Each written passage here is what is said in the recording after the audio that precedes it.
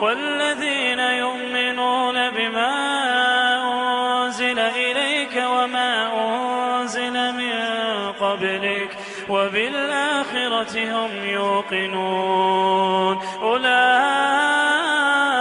على هدى من ربهم وأولئك هم المفلحون.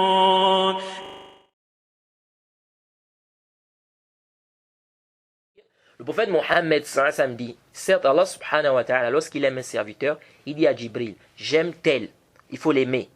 Et Jibril dit aux gens, aux habitants des cieux, votre Seigneur aime tel, il faut l'aimer. Et les gens du ciel, n'est-ce pas, c'est-à-dire les créatures du ciel aiment ce serviteur, et il sera accepté sur la terre, où on mettra une acceptation, n'est-ce pas, c'est-à-dire Allah subhanahu wa ta'ala fera qu'il soit accepté sur la terre. Et si Allah subhanahu wa ta'ala déteste quelqu'un, c'est la même chose. C'est-à-dire il dit à Jibril, je déteste elle, il faut le détester, etc. Jade.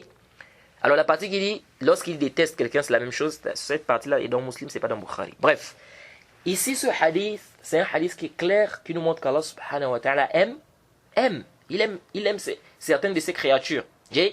Ici on dit, si Allah subhanahu wa ta'ala aime son serviteur, ou bien si Allah subhanahu wa ta'ala aime un serviteur, il dit à Jibril, j'aime tel, il faut l'aimer.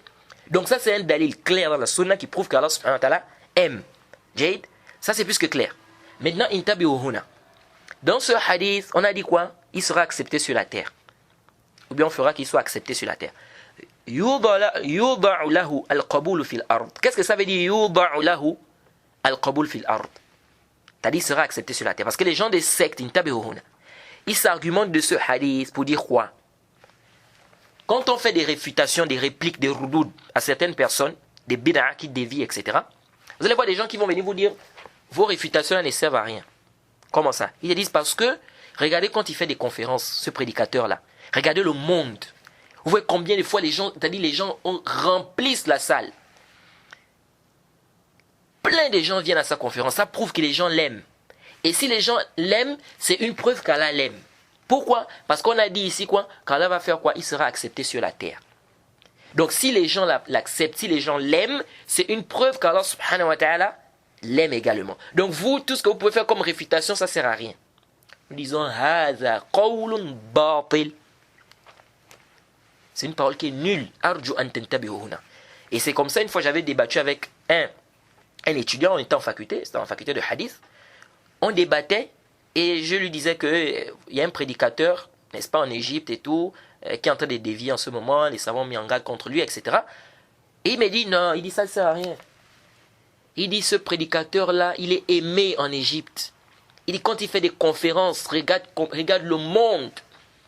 Les gens viennent, c'est-à-dire les gens sont pêle-mêle, les gens sont pleins à ces conférences. Donc ces mises en garde-là ne servent à rien. J'ai dit mais ça c'est pas une dalil, ça c'est pas une preuve. Ça c'est pas une preuve. C'est-à-dire c'est pas une preuve que quoi? Qu'il est aimé auprès d'Allah. Et le hadith qui dit il sera accepté sur la terre. Bien Allah fera en sorte qu'il soit accepté sur la terre. Il sera accepté d'abord par qui?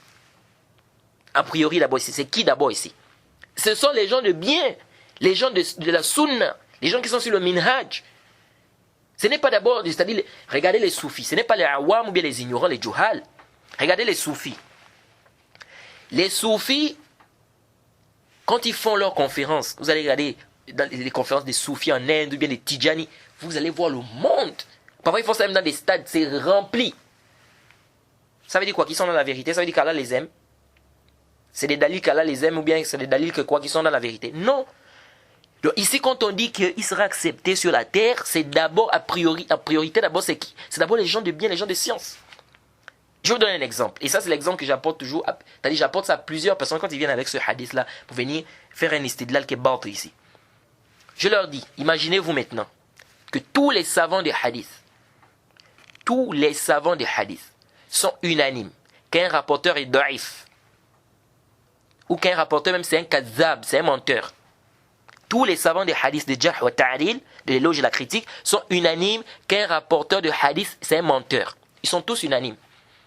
Zahabi, Ibn Hajar, tous les savants que vous connaissez, l'imam Ahmed, Daraqutni, tous les savants que vous connaissez des hadiths. Ils sont unanimes que le rapporteur là c'est un kadzab, c'est un menteur. Donc on ne rapporte pas de lui, on ne prend pas de lui. S'il vient dans un hadith, le hadith est inventé, c'est mawdou'.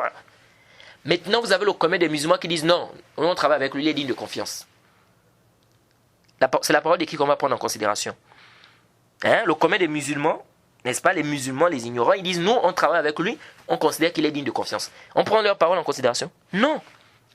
C'est la parole de qui va être prise en considération ici? C'est la parole des savants des hadiths. Donc ici, quand on dit il sera accepté, c'est d'abord par les gens de bien, par les gens de science.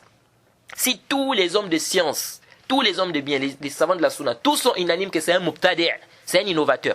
Même si les awam, les ignorants, les juhal, l'aiment, ou bien ils vont dans ses assises ou dans ses conférences, ça ne sert à rien.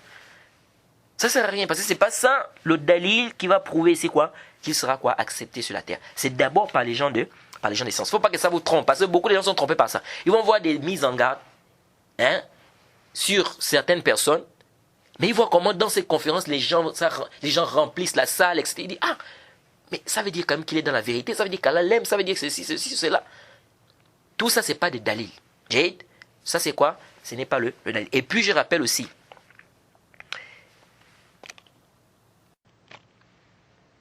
c'est pas parce que quelqu'un est célèbre que cela voudrait dire qu'il est sur la vérité. Ça aussi, il faut retenir ça. C'est pas parce que quelqu'un est célèbre que ça veut dire qu'il est dans la vérité. Ça, c'est pas un dalil, parce qu'il y a beaucoup qui s'appuient aussi sur ça. Comme quelqu'un est célèbre, il est connu dans des pays, etc. Ça veut dire qu'il est dans le haqq. C'est quand même un batil. Les gens des sectes, il y a des gens des sectes qui sont connus. Sayyid Qutb, il est connu. Il est connu de plusieurs personnes dans le monde. Il est même peut-être plus connu même que certains savants de la sunna même. Ça veut dire qu'il est dans le haqq, il est dans la vérité? Non. Est-ce que vous suivez? Donc ça, c'est un faux dalil. De penser que parce que quelqu'un est connu, que ça veut nécessairement dire qu'il est dans la vérité, qu'il est sincère, qu'il est le ikhlas. Tout ça, c'est quand même un batil. Vous allez, l'exemple qui est dit, ça c'est même, c'est-à-dire c'est un istidlal qui est tellement batil, qui est tellement nul, qui est tellement faux, que ça ne nécessite même pas vraiment, c'est-à-dire ça ne nécessite même pas une réfutation. De venir s'argumenter du fait que quelqu'un soit célèbre, pour dire que donc ça veut dire qu'il est dans la vérité, ça veut dire qu'il est sincère, ça veut dire, tout ça c'est batil. Pharaon. Et un exemple simple que je vous donne seulement. Pharaon est connu, Pharaon est même plus connu que peut-être certains savants même de la sunna, qui sont sur le minhaj, et qui ne sont pas connus, comme Pharaon est connu. Pharaon est connu même chez les awam, les juhal. Les gens connaissent Pharaon. Mais Pharaon était quoi? Il était dans le haqq, ou bien il était dans le batil? Il était dans le batil. Il est mort kafr, mais il est célèbre, il est connu. Tu vas aller maintenant chez même le musulman qui est ignorant, tu poses la question sur Pharaon, il connaît Pharaon. Mais il y a des savants de la sunna qui sont reconnus, que beaucoup de musulmans ne connaissent pas, mais qui sont sur le haqq. Donc c'est pas un dalil que parce que quelqu'un est connu, les gens écoutent ses prêches de partout, donc ça veut dire qu'il est dans la vérité, ça veut dire qu'il est sincère, ça veut dire ceci. Tout ça les frères, il faut faire très attention. Ça, ce ne sont pas des preuves qui montrent quoi, que la personne est sur la vérité. Le fait que quelqu'un soit célèbre, ça ne montre pas qu'il est sur la vérité. Ça, c'est un. Deuxièmement, ce n'est pas parce que les awam vont dans les conférences de quelqu'un, ou bien que lorsqu'il fait des conférences, les gens sont en grande quantité, que ça veut dire qu'il est dans quoi? Il est dans la vérité. La vérité, c'est quoi? Al-kitab wa sunna bi fahm salaf al-umma. Le Coran et la sunna, la compréhension des pieux prédécesseurs. C'est ça le haqq. Le prophète Mohammed nous a informé d'un prophète qui viendra au Al-Qiyamah. Il n'y a qu'une seule personne qui l'a suivi. Un autre qui viendra, même personne ne l'a suivi. Personne ne l'a suivi. Il était dans le batil parce qu'il était seul. Il n'était pas dans le batil. Nous, il a passé combien de temps à prêcher? On dit quoi? 950 ans. Il appelait les gens à quoi? Au haqq. Est-ce que quand nous appelait les gens au haqq, pendant tout ce temps-là, combien de personnes ont accepté? Regardez, c'est près de 9 siècles, on peut dire. 100 ans, 200 ans, 300 ans, 400 ans, 500 ans. C'est pas 2 ans, 3 ans, 4 ans, non. Plus de 500 ans. Il est en train de prêcher, d'appeler les gens à Allah subhanahu wa ta'ala. Donc ça, c'est pas un dalil. Et le tabi'in, le meilleur tabi'in, le meilleur des tabi'in, c'est qui? Il était connu, bien il n'était pas connu.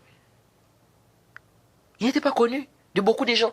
Donc ici, là, c'est pas un dalil, c'est pas une preuve, n'est-ce pas? Parce que quelqu'un est connu, que ça veut dire qu'il est sur le haqq. Et que si on fait des répliques, on va dire non, les répliques là, on ne prend pas les réfutations là, parce que lui, il est aimé, ou bien, soi-disant, quand il fait des conférences, les gens sont en grande quantité, donc ça veut dire qu'il est dans le haqq. Tout ça, c'est kalamun batil. Le haqq se reconnaît par quoi? Al-kitab wa sunna bi fahm salaf al-umma. Le Coran, la sunna, la compréhension des pieux prédécesseurs, c'est ça le haqq. Même si tu es seul, tant que tu es sur le kitab wa sunna, à la compréhension des pieux prédécesseurs, tu es dans le haqq. Même si tu n'es pas connu, tant que tu es sur le kitab wa sunna, à la compréhension des pieux prédécesseurs, tu es dans le haqq. Donc c'est ce qui nous intéresse.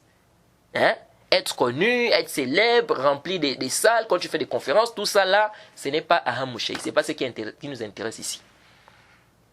Donc faites attention à ça parce que beaucoup de gens viennent avec ça pour vouloir embrouiller les gens.